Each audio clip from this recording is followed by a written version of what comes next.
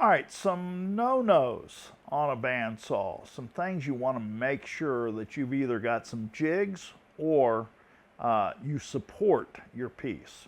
Number one, anything that's round, do not try to just feed it into the bandsaw. I promise you it will jerk it out of your hands, roll it into the blade, and destroy it almost every time. You've got to have a way of supporting something round because it's going to want to try to roll it into the blade. So something like this makes it easy to adjust.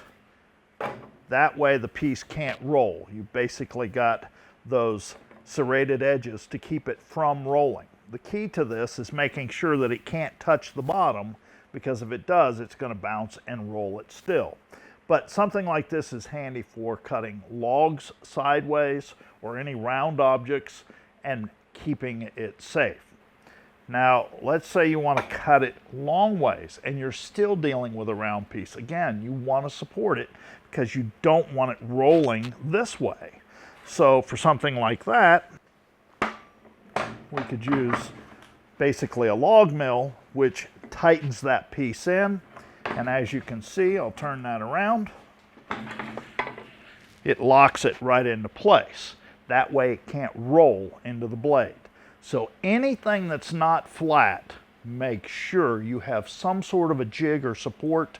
That way you don't have to worry about it rolling into the blade and destroying your blade. And if it rolls into the blade and bends it, the blade is done. There's no way to flatten it and make it straight again. So make sure you don't destroy basically a $30 and up blade.